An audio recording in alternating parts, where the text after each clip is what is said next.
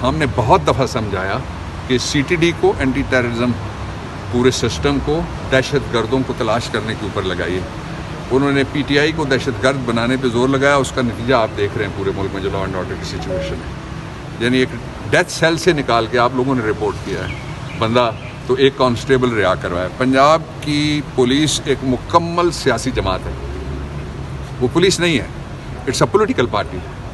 इसलिए वो पॉलिटिक्स उनसे करवानी चाहिए। सबको रिटायर करें, उनको काउंसलर का इलेक्शन लड़ने दें। उस जो आईजी है उसको कहें कि हमारे किसी लड़के के मुकाबले में एमपीए का वो इलेक्शन लड़े।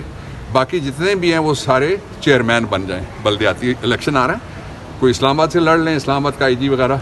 ये दोनों पुलिसें जो हैं इस वक्त ये सियासी इदारे हैं। सिर्फ उनको पोस्टिंग मिलती है जो या झंडा इमरान खान का और या पतंगबाज वो पकड़ सकता है।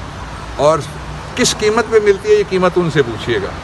जो बाज़मीर लोग हैं वो रिटायर हो रहे हैं, सुपर इनोवेट कर रहे हैं, उनको कोई पोस्टिंग नहीं दी जा रही। और वो जो कहती थी कि मैं एक एक चप्पे की हिफाजत करूंगी, उनसे मैं पूछना चाहता हूं कि ये जो कच्चा है इस वाला चप्पा तो तुम ज़रा क्लियर करा के दिखा दो।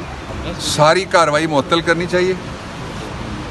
और जो स्पीकर साहब हैं वो बड़ी बारीक कार्रवाई करना जानते हैं। एक दफ़ा आपको याद है स्पीकर साहब ने बड़ी बारीक कार्रवाई की थी बाजवा के साथ कि मैं मिल के आया हूँ, उसकी टांगें कांप रही हैं। तो आज तो पूरे निज़ाम की टांगें कांप रही हैं। जो अमन व अमान की सूरत हाल है, पर्टिकुलरली विद रेफरेंस टू कच्चा, पर्टिकुलरली विद रेफरेंस टू ये जो फसादात कराने की कोशिश की जा रही है और जो कुछ बलूचिस्तान और केपी में हो रहा है, इसकी बुनियाद कल पाकिस्तान तहरीक इंसाफ ने मुतालबा किया है कि पता लगाने की ज़रूरत है कि इन सब हंगामा आराइयों के पीछे कौन से अशख़ास हैं, कौन से, अगर कोई मुल्क है तो वो भी बताया जाए। और फौरी तौर पे जो सारी रियासती ताकत है वो रियासत को बचाने के ऊपर लगाएं। आपने धड़न तख्ता कर दिया है पाकिस्तान की मईशत का। एक आपने गवर्नमेंट लगाई 2 साल के लिए शहबाज की, 1 साल के लिए आप लेके उनको आए जिनके विजन की वजह से बांग्लादेश ने 10 विकेटों से हमें शिकस्त दी है। ये उनका विजन है और उनके विजन की वजह से कल शनाख्ती कार्ड ढूंढ के कोई इलाकाई जंग भी करवाने की कोशिश कर रहा है सूबों के माबैन भी। ये बहुत सीरियस इशू है और इस पे तवज्जो दी जाए। जो मैं स्पीकर साहब को याद दिलाना चाहता हूँ, आइन का आर्टिकल 238 और 239, 238 और 239 दूरी, और उसमें मैं याद ये दिलाना चाहता हूँ कि उसमें लिखा हुआ है कि कोई आइनी तरमीम और उसका बिल एक हाउस में इंट्रोड्यूस होगा लेकिन 2/3 मेजॉरिटी से, सिंपल मेजॉरिटी से ना ले करना। ये बारीक तरीके से आइन का आर्टिकल 6 ना कहीं चला देना स्पीकर साहब। ये आर्टिकल जो 6 है उसकी कार्रवाई कोई 22 साल बाद अगर जनरल मुशर्रफ के खिलाफ हो सकती है तो किसी के खिलाफ भी हो सकती है।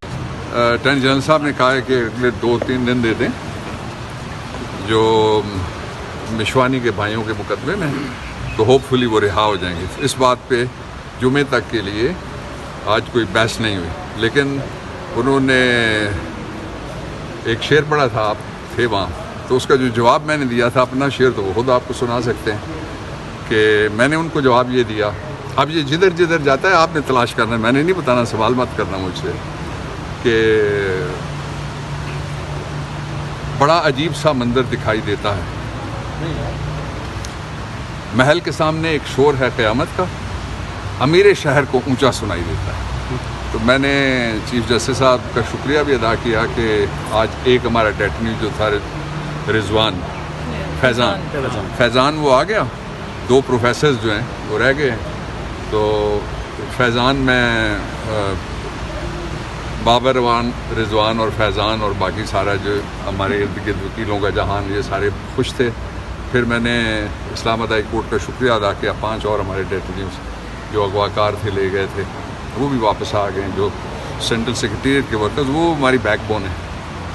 तो लेट्स होप कि वो अपनी कमिटमेंट पूरी करेंगे जुमे वाले दिन। लेकिन 2 चीज़ें